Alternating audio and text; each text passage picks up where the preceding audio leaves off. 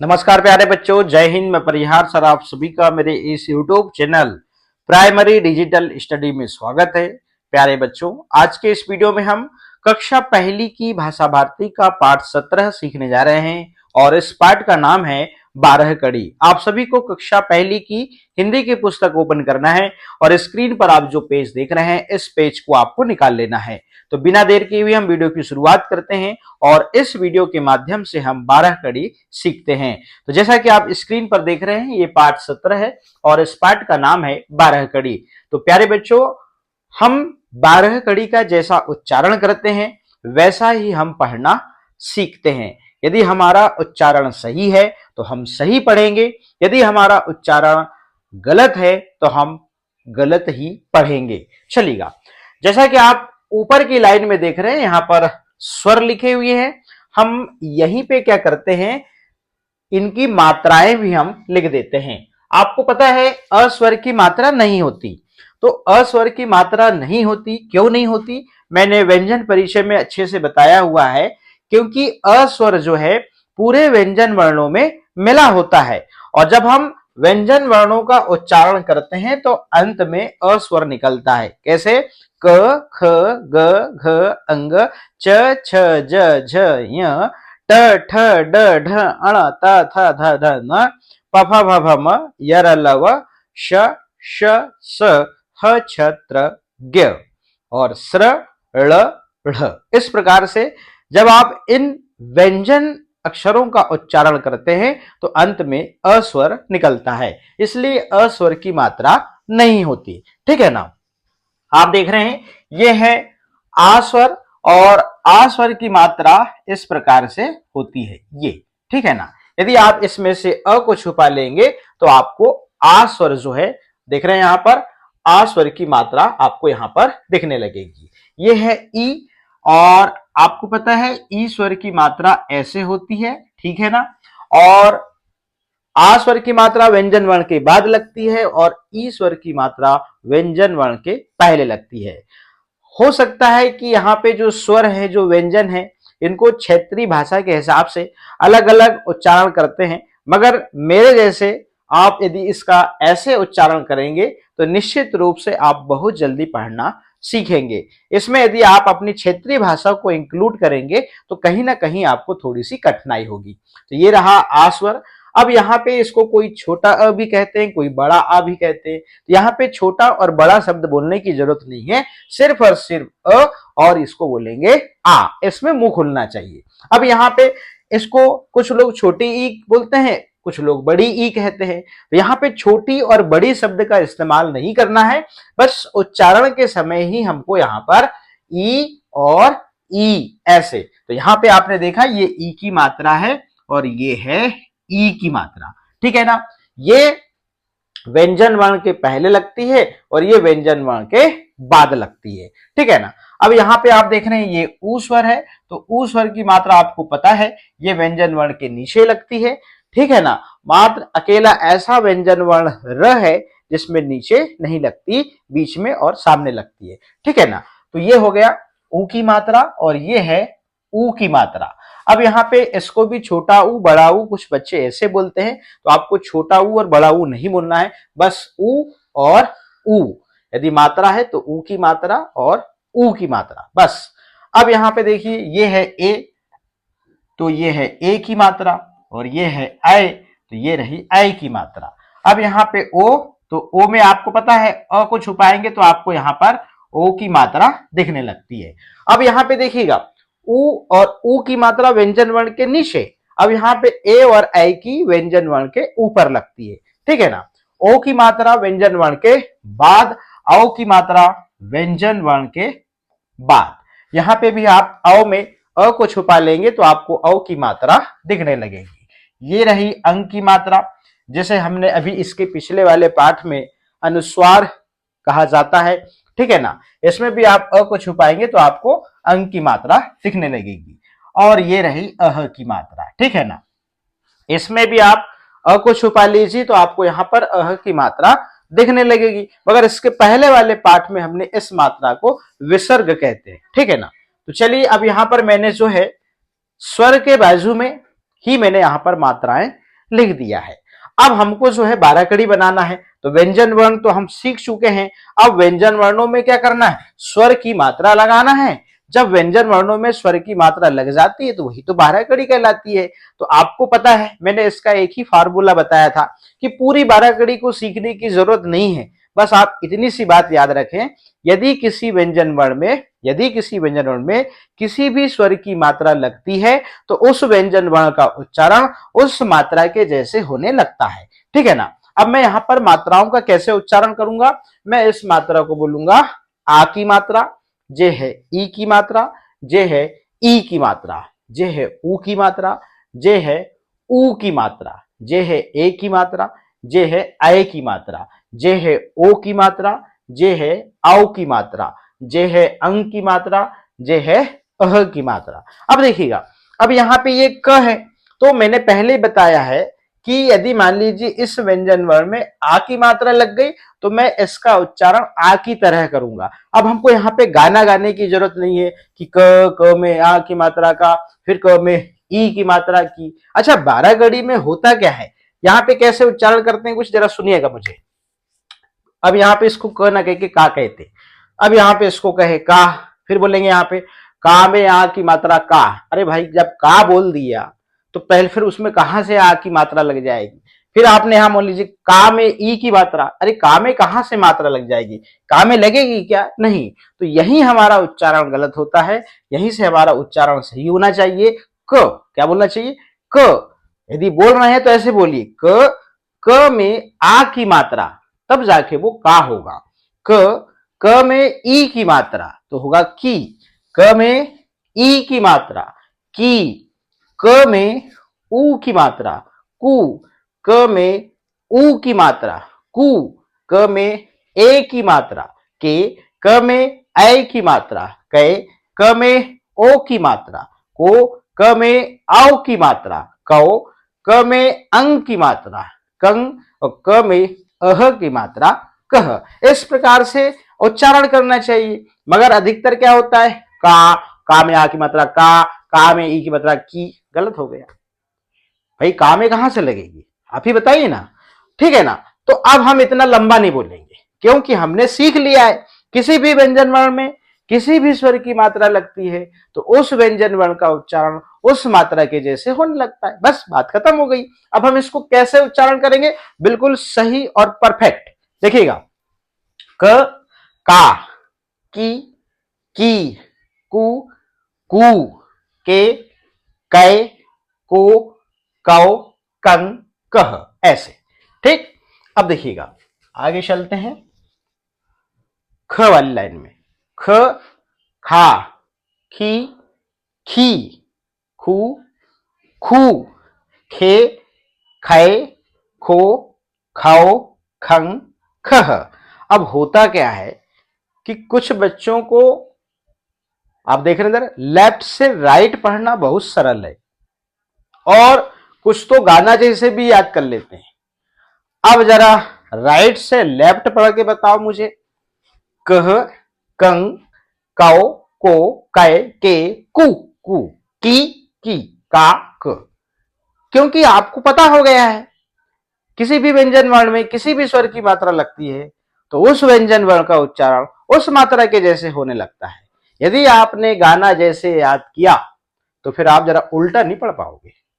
अभी तो आप लेफ्ट से राइट पढ़ रहे हैं, फिर राइट से लेफ्ट आपको प्रैक्टिस करनी होगी, फिर अप टू डाउन, ऊपर से नीचे, फिर डाउन टू अप, नीचे से ऊपर। इस प्रकार से आपको अभ्यास करना होगा यदि आप 12 कड़ी के माध्यम से सीखना चाहते हैं तो। और नहीं तो मेरी बस 3 लाइन की परिभाषा है, इसको याद रख लीजिए। आपको 12 कड़ी तोता जैसे पढ़ने की जरूरत नहीं है। ख, खा, खी, खी, खू, खू, खे, खे, खो, खाओ, खंग, खह। खह, खंग, खाओ, खो, खे, खे, खू, खू, खी, खी, खा, ख। इस प्रकार से आपको अभ्यास करना है। ठीक है ना। चलिएगा, ग, गा, गी, गी, गु, गु, गे, गै, गो, गौ, गंग, गह। गह, गंग गौ गो गै गे गु गु गी गी गा ग घ घा घी घी घू घू घे घै घो घौ घंग घह घह घंग घौ घो घै घे घू घू घी घी घा घ। इस प्रकार से च चा ची ची चू चू चे चै चो चौ चंग चह चह चंग चौ चो चै चे चू चू ची ची चा च छ छा छी छी छू छू छे छै छो छौ छंग छह छह छंग छौ छो छै छे छू छू छी छी छा छ। इस प्रकार से आपको अभ्यास करना है, ठीक है ना। चलिएगा अब हम चलते हैं नेक्स्ट पेज में। लीजिए ज जा, इसमें मुंह खुलना चाहिए, इसको जा नहीं कहेंगे आप, ज अ निकलना चाहिए। ज जा जी जी जू जू जे जय जो जौ जंग जह जह जंग जौ जो जय जे जू जू जी जी जा ज। ठीक। झ झा झी झी झू झू झे झै झो झौ झंग झह झह झंग झौ झो झै झे झू झू झी झी झा झ। यदि आपके दोनों साउंड एक से निकलते हैं तो भी टेंशन लेने की जरूरत नहीं। इसमें भी दोनों साउंड एक से निकलते हैं तो भी टेंशन लेने की जरूरत नहीं है। मगर आपको छोटी झी और बड़ी झी बोलने की जरूरत नहीं है, और ना ही आपको छोटा झू और बड़ा झू बोलने की जरूरत है, ना ही आपको छोटा झ और बड़ा झा बोलने की जरूरत नहीं है। ठीक। ट टा टी टी टू टू टे टै टो टौ टंग टह टह टंग टौ टो टै टे टू टू टी टी टा ट ठ ठा ठी ठी ठू ठू ठे ठै ठो ठौ ठंग ठह ठह ठंग ठौ ठो ठै ठे ठू ठू ठी ठी ठा ठ। ड डा डी डी डू डू डे डै डो डौ डंग डह। फिर डह डंग डौ डो डै डे डू डू डी डी डा ड। इस प्रकार से आपको अभ्यास करना है। चलिएगा अब ढक्कन वाला ढ ढ ढा ढी ढी ढू ढू ढे ढै ढो ढौ ढंग ढह ढह ढंग ढौ ढो ढै ढे ढू ढू ढी ढी ढा ढ। अण आ णी णी णु णु ळे ळै ळो ळौ ळंग ळहंग ळह ळंग ळौ ळो ळै ळे ळु ळू ळी णी ळा ण। इस प्रकार से, ठीक है ना। चलिए त ता ती ती तू तू ते तै तो तौ तंग तह तह तंग तौ तो तै ते तू तू ती ती ता त। थ, था, थी, थी, थू, थू, थे, थे, थो, थौ, थंग, थह। थह, थंग, थौ, थो, थे, थे, थू, थू, थी, थी, था, थ। इन दोनों में उच्चारण स्पष्ट थ और ये है था। आगे द, दा, दी, दी, दू, दू, दे, दे, दो, दो, दंग, दह, दह, दंग, दो, दो, दे, दे, दू, दू, दी, दी, दा, द। ध, धा, धी, धी, धू, धू, धे, धै, धो, धौ, धंग, धह, धह, धंग, धौ, धो, धै, धे, धू, धू, धी, धी, धा, ध।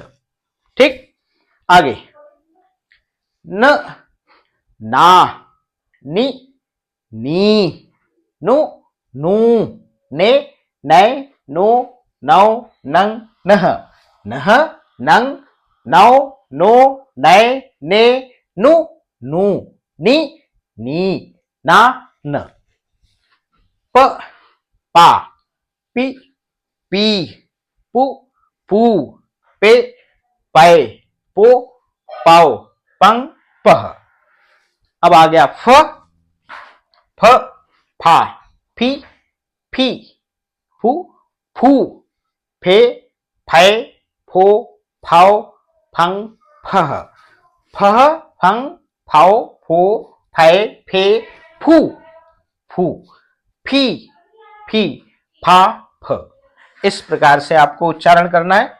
चलिएगा ब, बा, बी, बी, बू, बू, बे, बै, बो, बौ, बंग, बह, बह, बंग, बौ, बो, बै, बे, बू, बू, बी, बी, बा, ब।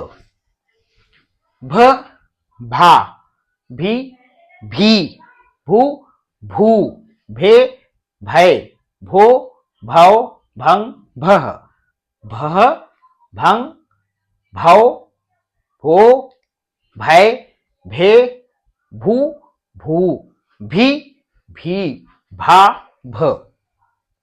म, मा, मी, मी, मु, मू, मे, मै, मो, मौ, मंग, मह, मह, मंग, मौ, मो, मै, मे, मु, मू, मी, मी, मा, म। य, या, ई, ई, यू, यू, ये, ऐ, यो, यौ, यंग, यह, यह, यंग, यौ, यो, यै, ये, यू, यू, ई, ई, या, य। अब रहा र, तो र, रा, री, री, रु, रू, रे, रै, रो, रौ, रंग, रह। मैंने बताया था ना, र में ऊ की मात्रा नीचे नहीं लगती, बीच में लगती है सामने। रह, रंग, रौ, रो, रै, रे, रु, रू, री, री, रा, र। ल, ला, ली, ली, लू, लू, ले, लै, लो, लो, लंग, लह, लह, लंग, लौ, लो, लै, ले, लू, लू, ली, ली, ला, ल। व, वा, वी, वी, ऊ, ऊ, वे, वै, वो, वौ, वंग, वह, वह, वंग, वौ, वो, वै, वे, ऊ, ऊ, वी, वा, व। ठीक, आगे चले। चलिएगा, दिए गए वर्णों में मात्रा लगाकर लिखिए। अब यहां पे आपको मात्रा लगाना है। चलिए, अब मात्रा लगा के कैसे अभ्यास करना है जरा इसको समझ लीजिए। चलिए, तो यही मात्रा हमने ऊपर अब आपको ऐसे नहीं बोलना है, सिर्फ मात्रा लगाना है और कहना है का, की, कू, कू, के, कै, को,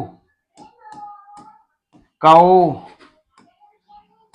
कं, कह। इस प्रकार से आपको लिखना है और उच्चारण करना है। कैसे? ख, खा, खी, खी, खू, खू, खे, खे, खो, खौ, खं, खह। इस प्रकार से आपको लेखन अभ्यास करना है। यहाँ पर व्यंजन वर्ण दिए हुए हैं, व्यंजन वर्णों में मात्रा लगाना है और आपको उच्चारण करना है। यहाँ पे भी इस प्रकार। अब यहाँ पे एक लाइन और बता देता हूं। यहाँ पे द है, तो यहाँ पर इस प्रकार से दा, दी, दी, दू, दू, दे, दै, दो, दौ, दंग, दह। इस प्रकार से आपको उच्चारण अभ्यास करना है।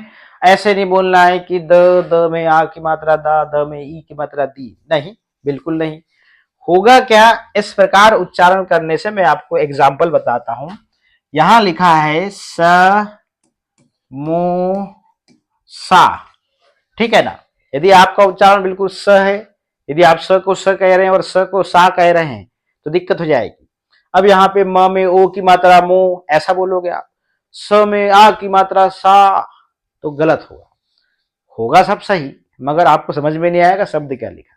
यदि आपका उच्चारण स है, मो है और सा है, तो आपको समझ में आएगा ये समोसा लिखा है, ठीक है ना।